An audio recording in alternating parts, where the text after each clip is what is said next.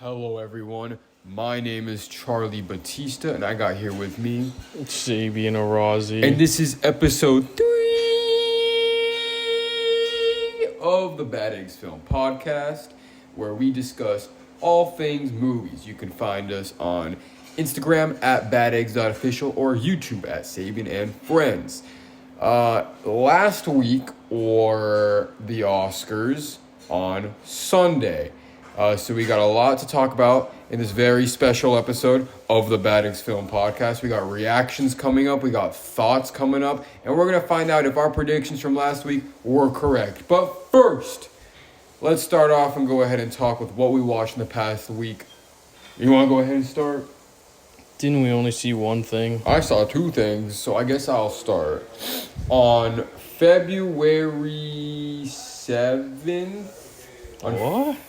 No, I mean March. March 6th. I saw Past Lives. Oh. Yep. I think I liked that movie a lot. I wasn't like in tears by the end of it like a lot of people were, but it was like a very small movie.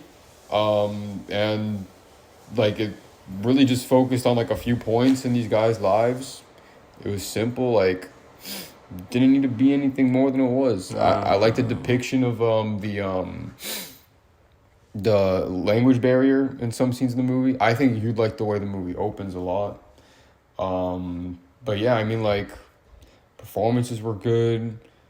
It felt like a less like dialogue driven version of like, you know, the Before trilogy or something, where it's just more focused on like their looks at each other and like the moments of silence in between and whatnot.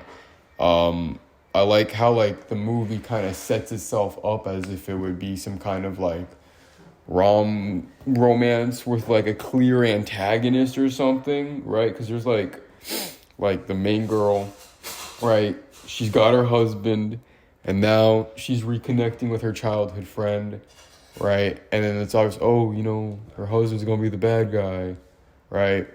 But the movie acknowledges that that's the route that you'd kind of expect it to take, and it doesn't do that, which I really I think is a good thing to acknowledge, because otherwise this movie could have easily been like extremely cliche, you know, like, oh, two childhood friends reunite, but nah, it felt very real. It felt lived in. It's a great movie. I would give it a solid 4.5 out of 5. Interesting. I thought you weren't gonna like it. No, I liked it. I like movies like that. I mean, I really like the husband character as well a lot, because like, you know, he has his like insecurities and whatnot, and he's like pretty jealous of what's going on, but like, you know, he like it's all done in a way that you can't even really be like mad at him either. Like, you're not really supposed to hate him. You're not supposed to hate anyone. You kind of like everyone in the movie, and like things are just kind of unfortunate here and there. So yeah, pretty bittersweet. I like bittersweet stuff. Was it good watching that by yourself? Did that amplify it? Yeah, it did. You know, like it was worth denying me access in? Yeah, because like, one, I had to go to work directly after that, and you didn't have a car that day, so I wasn't going to take you home if I had to go to work right after that. And two, like, I like watching a movie by myself for the Oscars every year, one of the Best Picture noms. That's just tradition. This dude, making your own tradition. Yeah, since 2 years ago, 3 years ago, something like that. What'd you watch after that? I know what you watched. Same thing I watched. I saw Anatomy of a Fall. March 9th.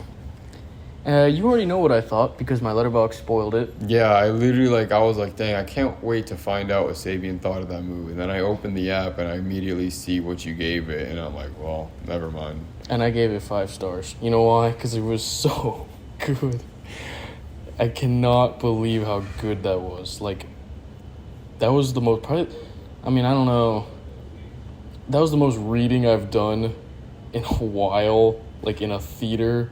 Oh, because subtitles? Yeah. Oh. And I read all of that, and I was taking in each sentence, and it was changing like so much, so often. Remember A Few Good Men? Yeah. I like that movie. I didn't finish it, but like I'm saying, like I really think I just love court dramas. You haven't even seen 12 Angry Men. You go watch that. Yeah, but man, like the whole sequences in the court were so interesting, and I could not stop looking. And the whole plot is so like, it seems so simple, like something like that could be like in a normal movie. Someone falls off a building, and like it's such a nothing, but like the whole That's like the cold open to a horror movie, which is why like our protagonist is all traumatized. Yeah, but like the whole thing revolves around that small accident, which is like crazy how it's 2.5 hours too. Yeah, it's the runtime literally flew by. I could not believe it was gonna end, but yeah, amazing. I think, well, one, like when it comes to courtroom dramas, this is like just a peak example. I'm perfect example of how to do it right. And what's crazy is that movie knows exactly when to show what. It knows exactly when to show like new information coming in and like new things that they're now like disputing over, right? And it also knows exactly when to show what's currently going on and the events that led to it. You know, like for example, when we see a flashback scene in the movie, it cuts from the flashback to the courtroom at the perfect time to show that based on the evidence that we have being presented in front of us, the audience and the people in the court can't really know what's really going on because we don't have the full truth. You know what I'm saying? Like, that is such a genius way of presenting all the information in the movie.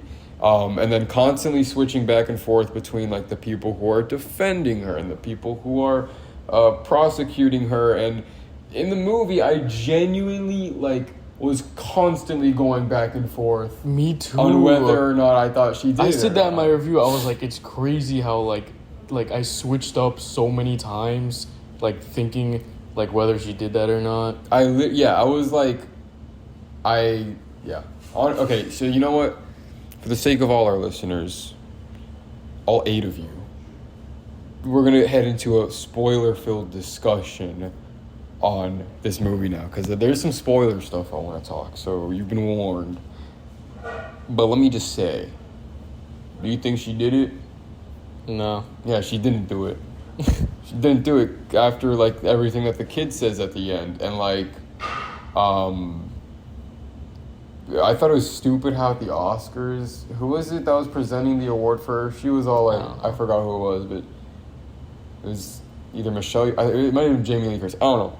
Point is though that she was all like, but the movie ended and I still don't know if you did it or not. It's like, what? Well, 1, that's a spoiler, and 2, it's kind of clear that she didn't. Yeah, but I will say when he initially fell and she sees the body, the first thing that I noticed was her facial expression when she sees his body. Did you see that? She had like no expression. She did not look shocked or surprised. And then when she came down, of course, she was acting more freaked out. But when she initially sees it, when she steps out of the door to the house and sees his body on the ground, she did not look surprised at all. You know, it wasn't until she went down to her kid where she seemed more shocked. And, you know, in the moment that seemed like she was guilty, and that really threw me off. But, you know, in hindsight, that was probably her, like, the reality just didn't set in yet, and she didn't get a clear look of what was going on until she was fully down there. So, honestly, like, genius little detail. And then, let me just say, I guess this isn't spoilers, but, like, let me just talk about this kid in the movie. This kid is honestly one of the best child actor performances I've ever seen in a movie ever. Maybe even like the best, because like he doesn't cry that much. He cries in the beginning a bit, but he doesn't really cry that much. You know, like because when we see like good child actors, it's usually clips of them crying. You know, he doesn't have this big like. I mean, he has like an impressive monologue, but it's not like he's like damn. It's not like he's like standing like in front of like the Washington Monument giving like a huge speech, and that's supposed to make everyone salute. You Dude, know, that happened in Black Adam. really? Yeah. Oh, that one kid, yeah. It's not something like that. He doesn't have this big, like, his monologue isn't, like, emotional. He's not, like, oh, it's the world. Like, no, he's just talking, and he's super smart, but not in, like, some Jimmy Neutron sodium chloride type of smart way where he's like, sodium chloride, E equals MC squared. You know, like how a lot Artemis Fowl. Exactly, like how a lot of smart kids will be shown in movies, but he's still smart in, like, the fact that he has a clear understanding of what's going on, and he understands how he feels about it and what he like the role that he wants to play in it. You know, so it's a very mature role, and it's also still not mature in the way, like, I mean, I love The Nice Guys, but, like, you know how they have like Ryan Gosling's daughter, how she's all like, oh, she's so mature and, like, for her age, and she talks like an adult and this and that. This kid's mature, but he's still a kid. Like, I believe that this kid is a child, and he'd react the same way that a mature child would into these situations. You know, he doesn't act childish, but he's still a kid, and you can tell it's such a weird, like, balance that they strike, but it's so realistic in showing a kid who's experienced some trauma. So that's that. When it comes to child actors, of course, a lot of that's on the child, but so much of that's also on the director, on how, like, pulling the right emotions and the deliveries and all of that out of the kid. And so that just really comes down to the kid, the writing, and the directing all, like, coming together to create such a, like, one of the most realistic kids I've ever seen on screen.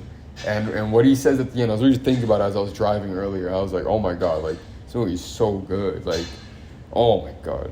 That may be even the best part of the movie. And, like, on top of that, obviously everyone's been talking about Messi, Snoop.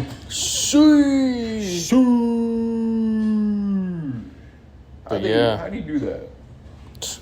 They probably told him to, like, play dead and don't stop. Yep. He really sold that. That was crazy. What if they were like, oh yeah, we gave him aspirin. Yeah. You know, like, when I was watching, I was like, damn, did they actually, like, make him OD? But, yeah. So, I was going to say this, like, a while ago, but I was waiting. But I don't know what you're going to think of this. Like, I feel like you might think I'm stupid, but I was very confident during the movie that the credits music would be Pimp.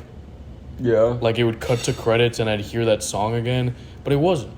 It was, like, the score, and I was like, you know, that's a different than I thought, but I really like that. I like how it was a subversion of expectations, because I also you thought that? I would have I was low-key thinking that. I was like, they're probably going to have it ending like back to where we started now. You hear the song differently now, too, and it's like, no. I really thought that would happen. Yeah, I thought I saw that coming, and they just did something else, which I also liked. And then, something I loved as well, that's also never addressed in courtroom dramas, and something that even the audience also expects, and it's that, like, after you win a case, like, there's no reward afterward. It just, you don't go through it anymore. Yeah. And I loved how they acknowledged that, and how it's, like, the note that the movie left off on, and how they're just stuck with, like, you know, everything they went through the past year, and they just kind of have to move on and whatnot. And I also love the use of different languages in the movie as well. You know, like, they used English, French, and a little bit of German all at the perfect times. Like, you know, the way that I found it really interesting how like, the fact that she primarily spoke English, and, you know, she had to be speaking French, but it wasn't, like, done in a way that was, like, you know, just creating more conflict, like, for the sake of creating more conflict. It was done in, like, a more natural way. I also really like how the conflict that did come from that was in her and her husband's fight, when he's saying, like, oh, yeah, like, you know, you speak, like, your language around him and whatnot, even though, like, we live in this country, blah, blah, blah, blah, blah. And, yeah, man, I thought that was all great. 5 stars. I'm giving it an Emmy with all 5 stars. Yeah, 5 And I was confident stars. that while I was watching the movie, actually, this is crazy. While I was watching the movie, I naturally do the letterboxed conditioning thing where I'm like, what would I rate this? And then I literally was like, stop. And I do that like every time I watch a movie. Like I try to force myself to stop, but this was like actually the first time that I successfully like completely like just. How'd you do that? Didn't do that because I was so invested in what I was watching. Like I just stopped like thinking about that and just went back to focusing on the movie because I was so invested. Well, I mean, I was invested, but then like when the scene would end, I'm like, damn, 5 stars. Yeah. Also, like after it ended, I genuinely tried thinking of something I didn't like about the movie. I was like, okay, hold on. Before I give this a rating, was there anything I didn't like about the movie? And I literally couldn't think of something. So I'm giving it an default. Oh, 5 stars. You already said that. Yeah, I know, but like that was for the camera. But out of 100? Out of 100, I'd probably give it like a 98. Ah. Yeah. So I see you didn't like something about it. Yeah, there were 2 points I didn't like. Hey, that movie was funny too. Its few jokes were funny. What jokes were there? Like in the courtroom, like where they were like, oh, but it's super implausible, and it's like as implausible as like I might be president. Yeah. Or like that's what they pay me for. And then they had the whole laugh track in there as well. When? No, it was just like the audience like laughing. Or the jury. Yeah. The audience, I'm tripping. Now that we're done talking about what we just watched, we're going to show you all of our reactions to all the Oscar winners and go over what we thought and see if we were right or not. Come on, Divine Joy Randolph. The Oscar goes to Divine. Let's go! Yo! Oh, we're gonna cry. Damn. The power of Gia, man. The Rhino. I love seeing that giant mechanical rhino help that woman. All right, and the Oscar goes to The Boy and the Heron. I knew it. I said that was gonna happen. I said that was gonna happen, bro. I knew it wouldn't be Spider-Man. Anatomy of a Fall. It's going Anatomy of a Fall. Anatomy of a Fall. And the Please. Oscar goes to Justine Triet. Anatomy of a Fall. Let's go. That was the. Oh, you hear that song? And the Oscar goes to American Fiction. I literally. Yeah. The goats. This is the first Oscar win and second nomination this year for David Martin and Monte Libre. Oof. I actually don't know. Either Maestro or Poor Things. Poor Things. Let's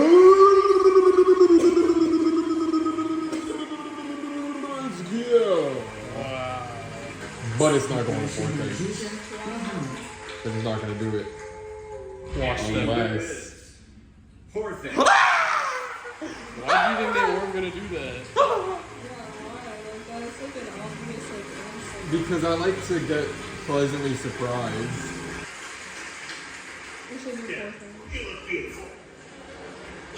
And the Oscar goes to Poor Things. 3 in a row. 3 in a row.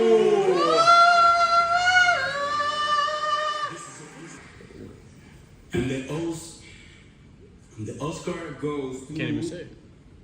What are you, racist? What is he? Song of Interest.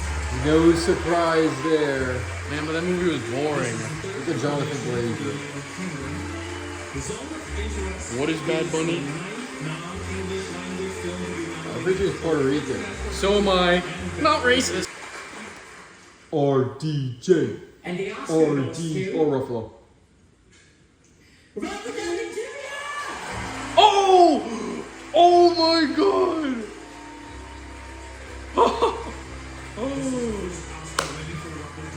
First Oscar win, bro! I'm so happy. This Yeah, is he's not even surprised. Look at him. dude, this is like his favorite day on earth. And this for Oppenheimer, like he is so. And the first thing he did was kiss it. He did the thing! First thing he did was kiss his wife. Hey, you're up. And the Oscar goes to. Here you go. This is you. I don't even have it, guys. Godzilla. Yeah! Yeah! Dude, look, he's got a gun. They're all holding Godzilla. Oh my god. Dude, that's amazing, bro. Dude, I want that. What the heck? Writer, director, and VFX supervisor. Like, that's how it's done. And They don't know anything about any of this Oscar. stuff. Hopefully you pronounce it right. Oppenheimer. Yes, sir. Yeah, that's We got right. Hoytema. Barbara Little Rock. The Oscar goes to The Last Repair Shop. You know, I kind of figured because I got a significantly louder applause. Why are you recording this? We're not putting this in the podcast. It's going to kill a tiger. To Kill a Tiger, Oppenheimer. And the Oscar goes to So I saw it on like Netflix. 20 Days in America. Who do I want to win? I don't know. And the Oscar goes I'm just gonna let it take me. Oppenheimer. Yeah, White Tip. Wait, what did he do? Did he do Tenet? Yeah. He did Interstellar. And the Oscar goes to The Wonderful Story of Henry Sugar. What I say? One, anyone could have predicted that. Two, it was probably bad. I didn't watch it. Never forget. And the Oscar goes to The Zone of Interest.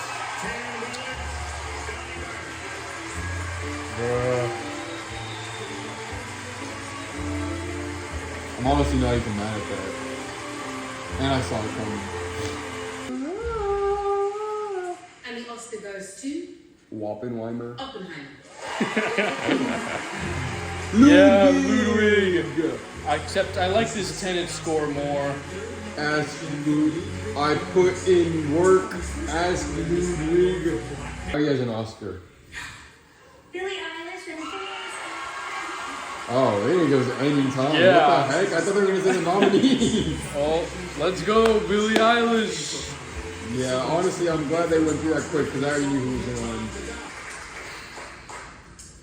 And the Oscar goes to Paul Giamatti. Cillian Murphy. Yeah, that's right. Oh, I moved the whole stuff.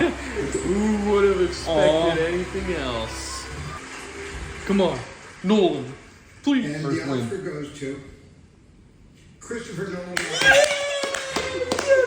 You did it! Let's go. Well, I wasn't critical win though.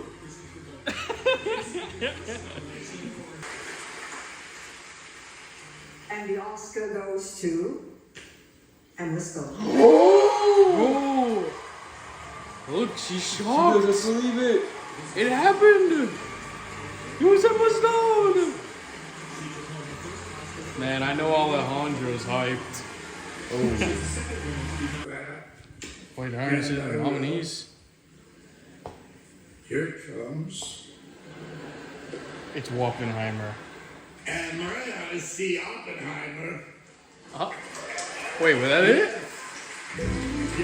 That was so weird. Why do you do it like that? Oppenheimer. I thought he was like making a joke. But yo, who saw that coming? Wow, that was crazy. Yeah. Yeah. It's not like 3 seconds just passed in our time. Well, let's start in the same order that we talked about them last time. Best International Feature Film. Actually, just to quickly go over this, I was right about Best Live Action Short. Henry Sugar did win.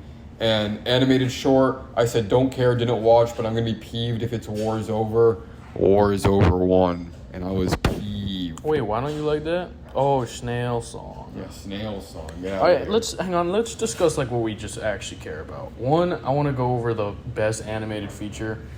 I knew Boy and the Heron was gonna win. right? Also, did you see what Shamik Moore was tweeting? No, what are you saying? He tweeted out that Spider-Verse was robbed, and he was all upset, and everyone was like, dude, you are so unprofessional. Like, you need to actually respect, like, this, like, movie, because he seemed, like, very sore about it.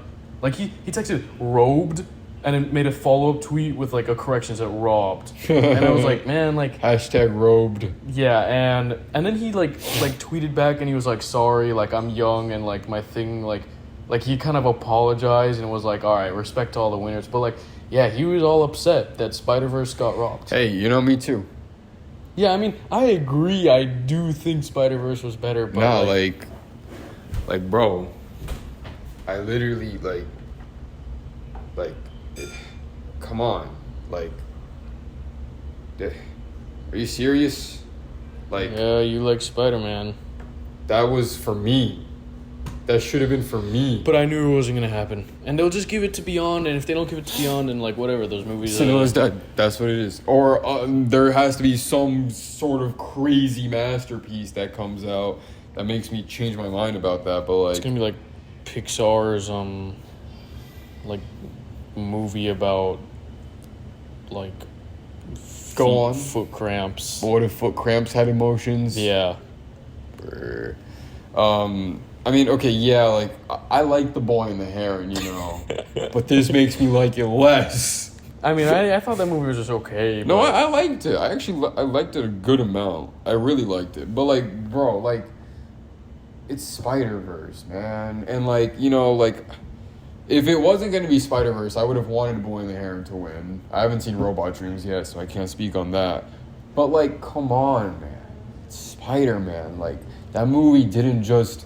Like, that wasn't just a superhero movie. That was a celebration of art. So, yeah, that was real disappointing. And I was confident, especially after Into the Spider-Verse 1. I was like, yeah, they're going to double do it. And no, they didn't. Shamik, you know, he shouldn't have responded like that, though. That's kind of silly. But, like, still, like, bro. Now, VFX, I'm super happy that Godzilla won. Yeah. Like, that was so cool. And I said creator because, like, I think, like, that, like, achieved a lot more. Like, and I think people should be looking at the creator for how to not waste $100 million on VFX that don't even look... $200 million. Yeah, that don't even look $300 good. million, like Indiana Jones. But no, like Godzilla Minus One also still looked amazing, and that movie also had a super small budget, so it could yeah, do the even same smaller thing. one, less than 15 million. You know, with Godzilla Minus One, also not only that, it also puts a big old highlight on international movies and whatnot. How, you know, it was just an entirely Japanese cast and crew who put that together. Also, I liked how Godzilla Minus One and the creator, they both have this in common, but both of their directors have backgrounds in visual effects, since Takashi Yamazaki was the VFX supervisor of Godzilla Minus One, and Gareth Edwards did a bunch of VFX work before doing the creator. So both of these guys knew how to approach these VFX heavy movies. And I think when it comes to blockbusters and movies that require a lot of CGI and visual effects, it's honestly such a genius move and like budgetary economic move to hire people who have backgrounds in VFX to do movies that have a lot of VFX in them, because you're going to get something that looks good, you're going to get something that doesn't require as much money. Something that both of them had in common was that they had smaller crews. The creator was able to shoot on location for a lot of the movie. I saw Gareth Edwards talk about a lot of the VFX for the movie, and he was saying that, you know, if it was a bigger budget movie with a bigger crew and they were shooting on a stage, then they would have to plan out every single person who they wanted to be a robot. And then they would do, like, for example, there's like a shot of like one of the robots like mixing grain around in a bowl, and that's just for world building and whatnot. But if it were planned out, like the whole crew would be like, why are we getting this? We're wasting money. But they were just recording people in their homes doing their things, and they made them robots. And that, like, literally, like, being able to shoot on location makes it look so much better. And, like, you're just paying less people, and you have the few people that have, fly them out. They shot on a Sony FX3, literally buy that at Best Buy. And it's like, the reason why they chose to use that camera, though, like, wasn't because of budget reasons. It was just because it was easier to move around. It's a lot smaller. Like for shots like at the beach, you know, like how it was like low to the water and stuff. Gareth Edwards, I'm pretty sure, was manning the camera for that as well, by the way. But like it just allowed more maneuverable, so that has nothing to do with the budget. But still, like that is just another reason. Like you have something at this that looks this good, you don't gotta do that. And then Godzilla -1, Takashi Yamazaki, they had their office, all the VFX artists in one room working on different scenes. Director was literally in a swivel chair, wheeling around, seeing their progress on each thing. And that is a tight relationship between director and VFX artists, because normally there's like 50 like layers of people that they have to get through before the director even sees what they're doing. And it's not that direct, like, oh, maybe try doing this, maybe try doing that, you know, like, oh, it'd be good if there was a bit of this here and, you know, take out some of that, you know, because when you have all those layers, when you're working in like what are they called, like WETA, like workshops, I guess, I don't know, but like for these big companies who the studios outsource their work from and whatever, there's not that connection, and you don't get like it's harder for the director to communicate with them and get that vision out there, you know. So it is not common to see a director talk directly to the VFX artists like that, and that's something that I loved about Godzilla -1, and I'm very happy that won. Imagine if it was Napoleon. Yeah, I hated Napoleon. Also, I'm the biggest Godzilla fan ever. Like, I was the happiest. Yeah, bro, they had all their like Godzilla statues up there. I want all those. Dude, I saw like, I don't know if this is at the Oscars, but like they had like Godzilla heels on. Like the ladies, they had heels on, and the bottom was like a giant like claw, like a Godzilla hand claw, like at their heel. Oh, I saw it. Someone told me that. Yeah, I saw that forgot earlier who. today. It was cool. I think Alberto might have said that. That was dope. For sound, what one? Oppenheimer? Zone of Interest one. Oh, Yeah. yeah. Well, I remember you already said, like, why, like, because it was big on sound, but, like, whatever. I dug it. I'm glad that one won. I'm just glad it's not Maestro. Should have been Mission Impossible Dead Reckoning Part 1 just to give it an Oscar. I don't even know anything to say about that one. Bro. Like, I mean, they're just better picks, you know, like... Whatever. The sounds of the Entity were cool. Yeah, should have won for that. But, like, bruh, come on. Best editing? Went Oppenheimer? to Oppenheimer. Jennifer Lame. Yeah, out of Non-linear narrative. Yeah, out of order. I don't know why I couldn't remember that. Yeah, I mean, like, you're cutting between a bunch of, like, seemingly boring events at once, and they made it interesting. I saw a lot of people, though, saying how she shouldn't have won because she made the movie look like a trailer.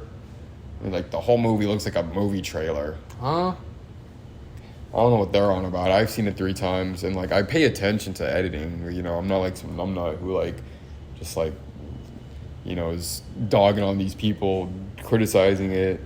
You know, I also pay attention to editing, but I'm honestly, like, kind of indifferent on this, like, Oscar, because, like, some movies I feel like getting awarded for their editing is, like, why? Like, they're just edited normally. I mean, I get it's a huge thing, but something like The Holdovers, why would that get nominated? Because they gotta fill up the spot. Yeah, exactly. And if that won, it'd be like, what? Like, what is special about the editing? I feel like if the editing is unique, like Oppenheimer, Wappenheimer. then, like, it makes sense. And does editing include, like, editing of sound, or is that just sound? Pretty sure it's just sound, because if there's they were, like sound mix. They used to be sound mixing and sound editing and sound mixing, but then they just combined them both. I think sound editing is more impressive than just normal editing. Like film editing. Yeah. Hey, film editing is tough. You know. I know like, it's tough, but it's not something that, like, can be very different between movies. You know what I mean? Like, I really can't see, like, there's a big group of movies that are all edited, and they're just edited. There's nothing special about their editing, and, like, they're all just done the same. So to award one feels weird, and I feel like it only works if there's something unique, like Oppenheimer. I think it'd be interesting to see, like, unique editing among, like, all the nominees in the category. You know, like if he had like a Guy Ritchie style editing. Guy thing in Ritchie, there, bro, that's where I really pay attention to editing. that'd be funny. Or you know, like Bohemian Rhapsody with their iMovie transitions in between scenes. That I didn't get because I remember that was the first movie where I was like, why is he editing low-key trash? It's horrible, bro. I was 13 years old and my eyes were hurting. All right, so how about we talk about some music categories? Best original song went to Billie Eilish. What was it made for? Yeah, it was popular on TikTok. Yep, And- not surprised. And she made history by being the youngest person to have 2 Oscars. Oh, really? Yeah, How old is she? 20-something. Damn. Yeah, she's like 25, 20. Wait, hold on. I'm curious. 22? Yeah, she's young. Damn. I'm 2 years younger than her, pretty much. That's crazy. 2 Oscars. Imagine having 2 Oscars right now. Yeah, so that's not surprising. Score, Oppenheimer easily predicted. I mean, like, Yeah, How could he not win? I knew that Ludwig was gonna get that one. imagine if John Williams won, though. Oh my, was he even there? He wasn't even there, man. Yeah, he was at home. He probably, like, didn't even know that the Probably Oscars were that day. like slurping on some soup or something, doing like old man activities. Hey, come on. We love John Williams. No, I like John Williams. Like, you know, he made the incredible score to Back to the Future. Yeah. No. Jaws. There you go. Yeah. But I mean, that's so silly if he won. Like, Indiana Jones is a bad. But score. I like Tenet for Ludwig Göransson. What's his last name? Göransson more. I think his Göransson. score for Tenet was better. Goran's song. Yeah, I mean, I listened to his tennis score more, but like that was generally when I was listening to scores more in general, generally speaking. Honestly though, like I knew that Poor Things wasn't gonna win this. Like I was confident that Oppenheimer would win, but like, damn, the Poor Things score was so good. Remember when Joker won? Oh, that was horrible. Joker's score was trash. You know, but that was honestly the best Oscars ever. That was like the only bad part. That was the best. But I would, you know, I would call 2024 Oscars the second best Oscars that I've ever seen. Honestly, yeah. Was it last year's? I thought it was bad. Last year's was boring. It was really It boring. was just everything, everywhere at once, winning everything. And then like talking about the Will Smith slap like every 5 seconds. Oh, hopefully no one and gets a slapped this cocaine time. bear. Oh, I forgot about that. Yeah. The Will Smith one, I like that one. That was like the third best. The 2022. Oh, yeah, they were doing the 2021 movies then. Yeah. And then 2021, that was the remote Oscars. You remember that? Oh, the It was like in mini a much Oscars. smaller theater. Yeah. And then that's when The Father won, and they reordered it. Oh yeah, that was so weird. That was horrible. I was like, what? Why'd they just do that? Bro, every year, like, Best Picture has something weird going on. Like, They mess it up each year. 2020, actually, no, 2019, it was Green Book. That one was, okay, and honestly, though, when it comes to delivery, like, out of all the years I've seen, that one probably had the best delivery to it. Like, they said it how it should have been said. 2020 was good because it was Parasite. No complaints there. That was the best picture thing ever. But 2021, they reordered the whole Oscars to put Best Actor last, and then they don't even give it to Chadwick Boseman. And then 2022, what even oh, it was Coda. Okay. Coda, I remember just being like, Random as hell. Whatever. Everyone saw that coming though. I remember it was a battle between like Netflix and Apple TV though for I think it was like what, Power of the Dog and Coda or something. I don't know, two streaming movies. And then 2022 2023 boring. It was everything everyone and wants. they, Like we they already even saw it sent coming. Harrison Ford on stage to say it, like just so they could reunite with. Oh, for cute. I mean like- that's cute, but like we all saw that coming. Exactly, it was way too predictable. And then this year Al Pacino and his worst delivery of all. so I'm here to do the Oscars. I think I won a few of these. There's some pawn shop now. I don't know. I'm opening the envelope, and I'm seeing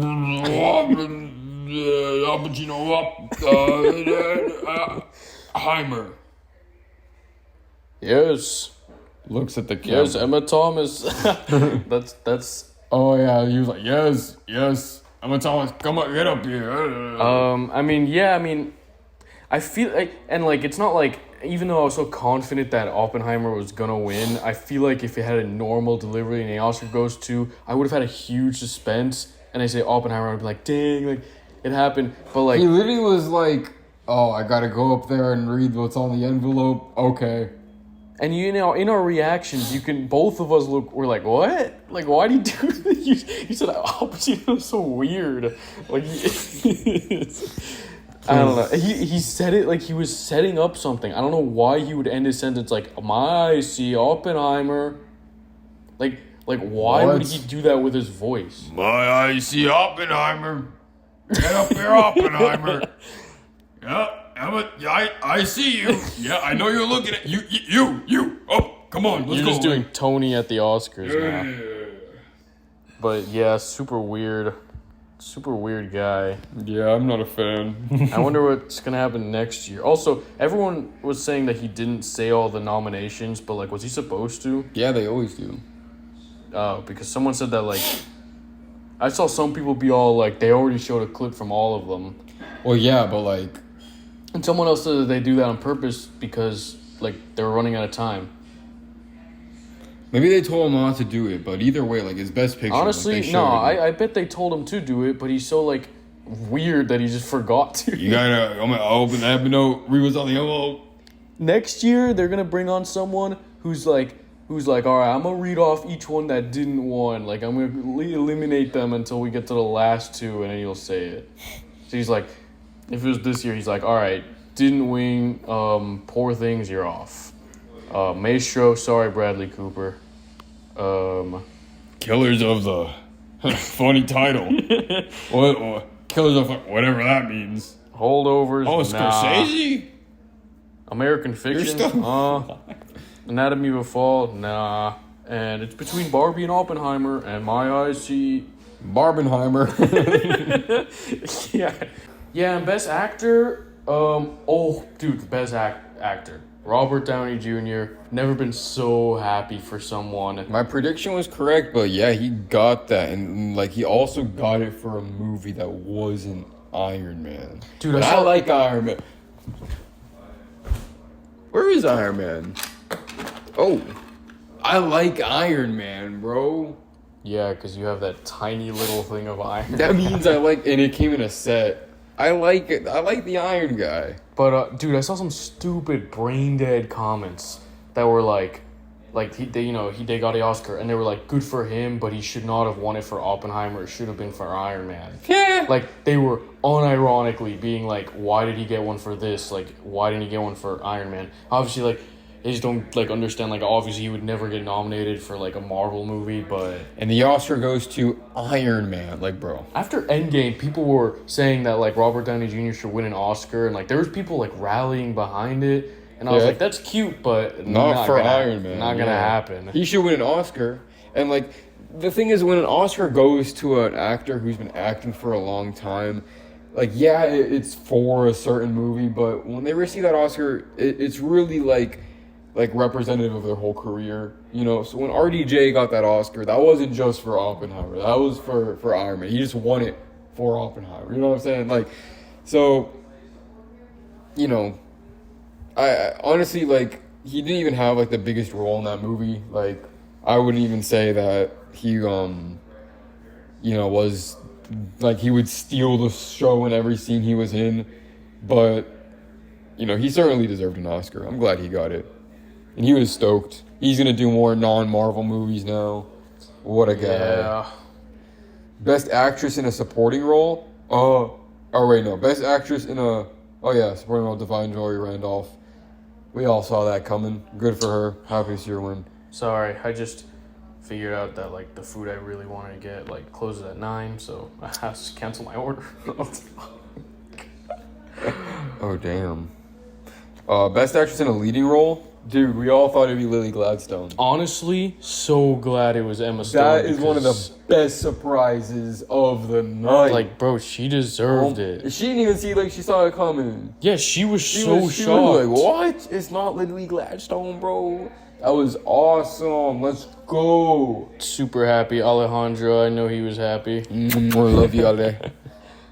Yeah, because, you know, Lily Gladstone kind of was a supporting character, and Emma Stone, like, literally carried that movie on her shoulders, and, like was able to seemingly, I already talked about this in our predictions thing, but, like, it was great.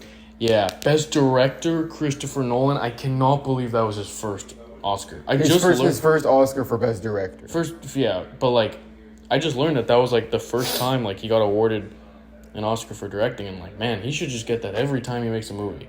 For Tenet? For Tenet. Because think about it, only Christopher Nolan could have made Tenet good. No other director could have. A lot of people would say it's bad. Nah, but no other director could have done it. And he should have gotten an Oscar. Who won Best Director in 2020?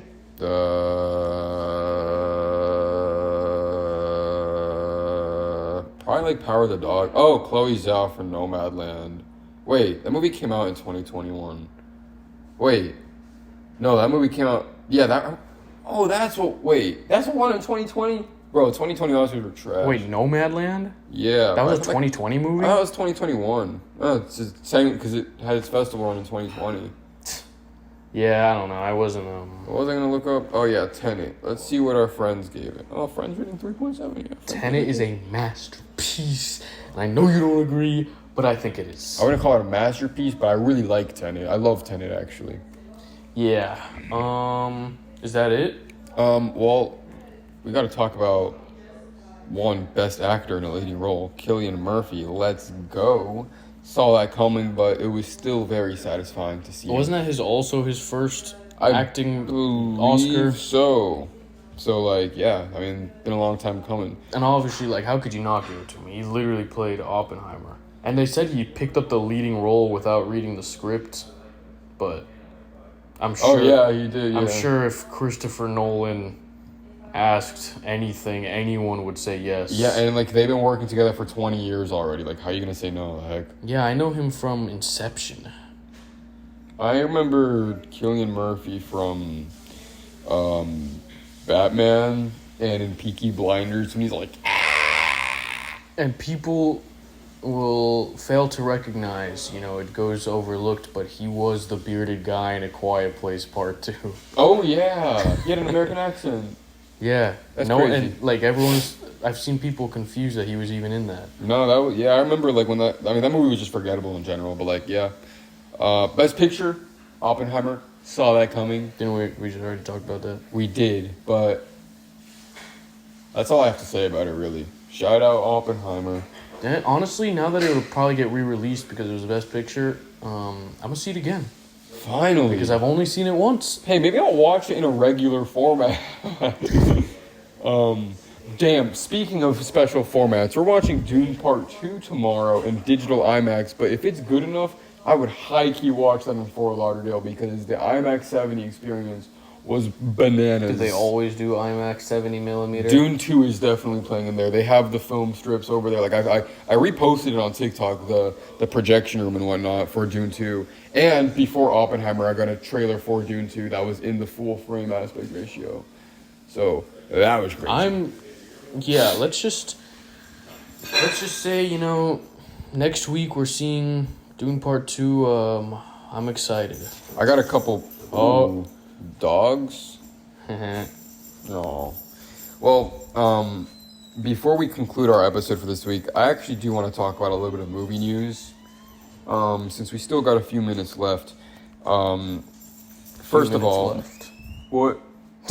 Like, what time are you on? Well, like, normally our episodes run an hour, and so far it's been 45 minutes. The last two have been an hour and 2 minutes. Yeah. So far this one's been 45 minutes. So, first of all, Christopher Nolan's next film might be a remake of a 1960s mystery show, The Prisoner. Hey. I have faith in should be Tenet 2, but, I'm excited. Tenet 2, would be interesting, actually. I think it could go above and beyond. That'd probably be better than the first even. But this is some actual, for real news. The Batman Part 2 has been officially delayed for an entire year. Why do you think they did that? Did they explain? Nope. Honestly, maybe it's just for the better. I mean, Hey, I want a better movie, and I like building up hype. Also, it was originally for October 3rd, 2025, and now it's October 2nd, 2026. moved to my birthday, October So- 2nd. Pleasant birthday gift. But yeah, it's a literal, like, whole 364 days right there. We are going to be, like, I'm going to be 21 when I see I'm that. going to be 22. I'm literally going to turn 22. The holdover is accused of plagiarism by the screenwriter of Luca. What? Yeah. Wow. So the screenwriter of Luca, Simon Stevenson, accused the holdovers of plagiarizing a dramedy script that he wrote for The Blacklist. The Blacklist is like where you like put a bunch of like screenplays and stuff, right?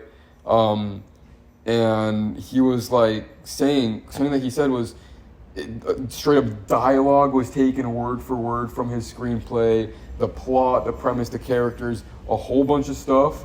And he even said, at first I was like, really, man? But he was like, I've been in this industry for like 20 years, and I know that similar scripts that coincidentally happen all the time, but this is straight up like word for word scenes from my screenplay were taken. I'm always a little skeptical of like stuff like that, but I want to see his script. Honestly, But it's the holdovers. yeah, we'd have to see a script, but like, I feel like the holdovers is not. I mean, if he's saying that there's like lines and scenes, like that's pretty crazy. Yeah, like word for word. But also think about who made the holdovers? That was Alexander Payne. And I really doubt that someone like the people who made the holdovers, whoever saw the script and started stealing stuff, I doubt they would do that. Yeah, word for word is crazy. Like, there's no way that you would just take word for word. I feel like that almost makes it seem like a coincidence. Yeah, because Alexander Payne has been working on movies. So did he write it? Yeah, he wrote it as well. But he's been doing that for like decades. He's like a veteran director. I think, unless something crazy comes out about this proving it, like, I feel like the word for word things, it just comes down to a crazier coincidence. Because no way you could be dumb enough to take someone's script and, like, feel like it won't get noticed. Hey, but if it was buried in the blacklist, like... Bro, can you imagine him watching the holdovers and he's like, No! Another one! This one's actually kind of crazy. Ari Aster's next movie just got announced. They're shooting it now, and it's coming soon. I just saw that. It's called Eddington, and it's a contemporary western starring Joaquin Phoenix, Pedro Pascal, Emma Stone, Luke Grimes, Austin Butler, Deirdre O'Connell, Michael Ward, and Clifton Collins Jr. Dude, I'm not gonna lie, like, this is gonna sound really stupid, but, like, ever since Napoleon, like, Joaquin Phoenix, like, leaves a bad taste in my mouth. Like, Yeah, I bro. think, like, badly when I think of him. And I'm like, bro, like, Joaquin. But then I was like, no, he's a good actor. Dude, do you remember Joker? Joker's another one. I feel like there's 2 movies of his, and I'm like, bro, This that's guy- embarrassing. But Someone commented, will it be a horror western? And then someone replied with like an actual like plot description of it, which seems pretty legit. It says Eddington is about a couple, Lindsay and Mark, driving through New Mexico on their way to Los Angeles, who run out of gas just outside a small town in Eddington, New Mexico. Lindsay and Mark decide to enter the town for help. They are at first greeted warmly, but as nightfall comes, the picturesque setting turns into a nightmare. So, I mean, sounds basic on average paper. Ari Aster plot, or horror movie plot in general, but nightmarish is good to describe him. More news. We actually didn't even talk about this last week because we ran out of time, but Superman Legacy has started shooting, and it is no longer called Superman Legacy. Dude, I it's forgot. just called Superman. You want to know my opinion on that? I think that's so stupid. I Yeah. despise that they got rid of the Legacy title because, like, I hate when movies, and there's a lot of media that does this, that, there's a new one coming out, so they just call it what The it is. same Like when the thing. new God of War game come out and they called it God of War, no extra title, I was like, well, that's stupid. That's crazy how that's your first example, because like there's a million other things I could also name first. Yeah, that was the first one I thought of. But man, like, Why would Even why? James Gunn has done that with the Suicide Squad. You just put a the in front. Yeah, but I don't understand because Superman Legacy, it's like so many people know what you're talking about when you say Superman Legacy. It's like James Gunn's like Superman movie. Now, I cannot say people are gonna say which Superman, and you probably say Legacy. Yeah, someone commented that wasn't there a movie already called Superman, and James Gunn had honestly a dumb reply. He said that one's called Superman the movie. But if you look up, on the poster it says Superman the movie, but if you look it up anywhere, it's just called Superman 1978. It's just literally Richard Donner Superman. It's Superman. just called, and I don't understand why would you want to take away that uniqueness from your title and movie? Now I'm gonna be honest, I don't think Superman Legacy is the best title because using stuff like Legacy, Returns, A New Era, Back stuff at like it again. those are way too basic. I'm tired of seeing that trope in movie titles of having a remake or something and you use words like that, Legacy and New Era. Give me a break, But I still think it's better than just calling it Superman. Just calling it Superman is kind of dumb. Just calling it Superman is bro, now, what are we watching? Superman. And when you say Superman, you could be thinking of Man of Steel. You could be thinking of all the other Superman movies. But no, Superman Legacy was an easy distinction for the new one that and it James rolls Gunn was off the making. tongue as well. It's Yeah. I don't like the name Superman Legacy, but it's easy to say, so... I just think that's dumb. And Chase commented, why not the Superman? He's so funny. Shout out Chase. Also, the first logo was shown, Yeah. and it's not an S, and apparently it was not supposed to be an S because it's... Yeah, I mean, it's their symbol for hope. Yeah. The Kryptonians. And everyone was like, why is it not an S? Yeah, I mean, it just happens to look like an S, which is why humans call him Superman.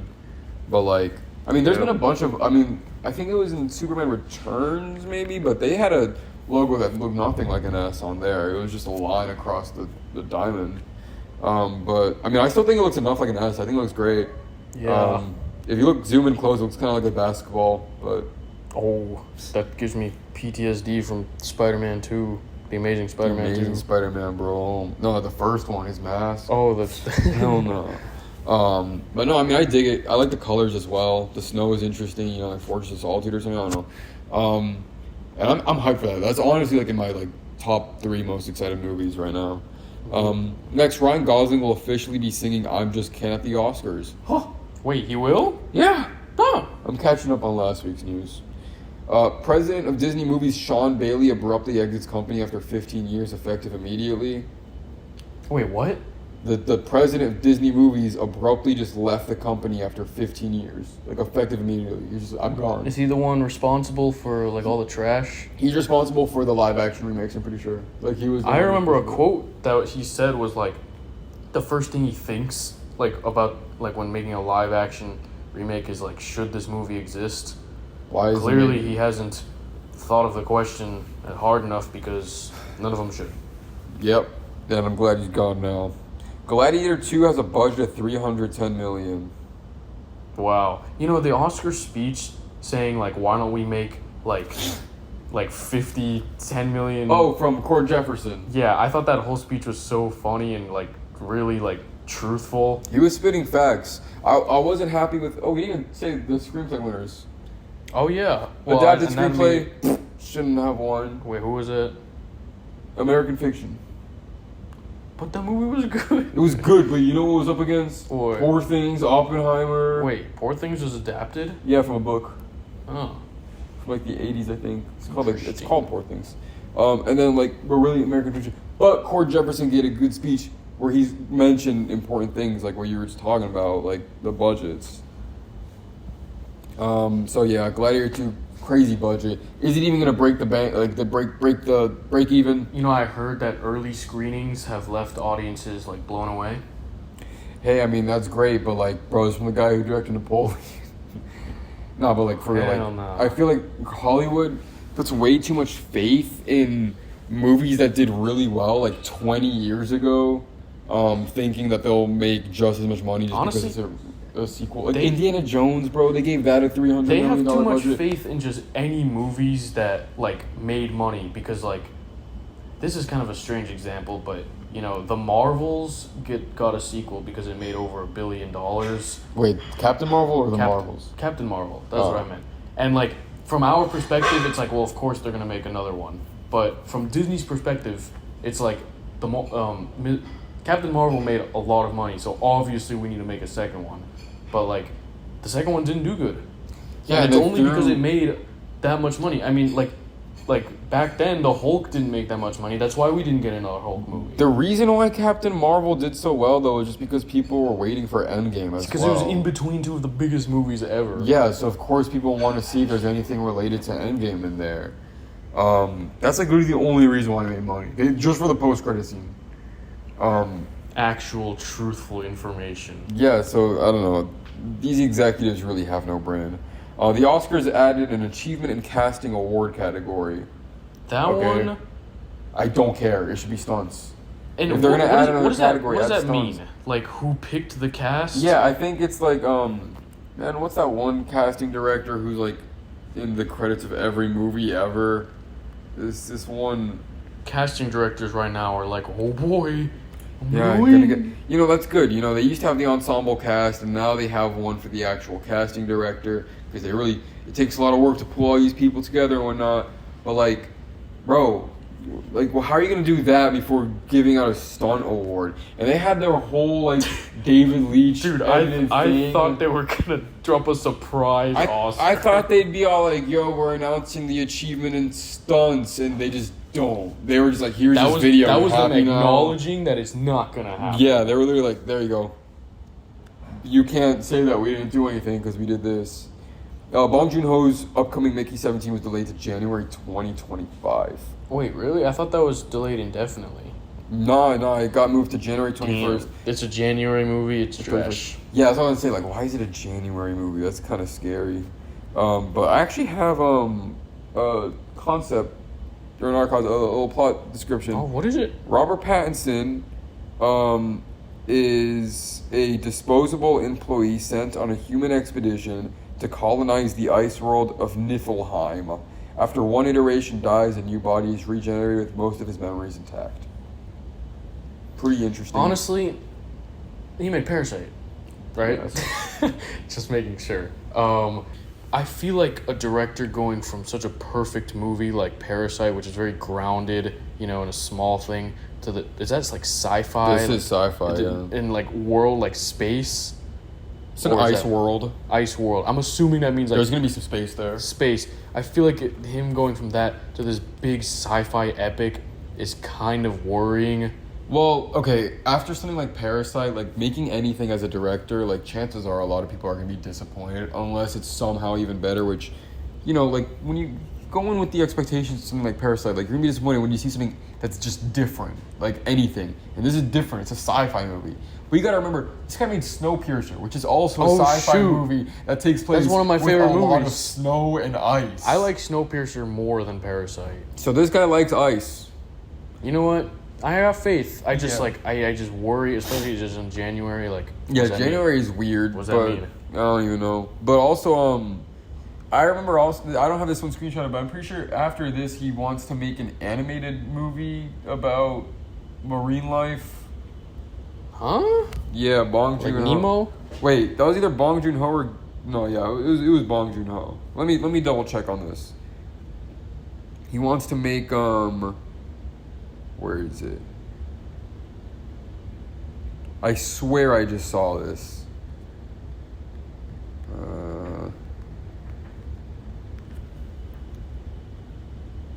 Yeah.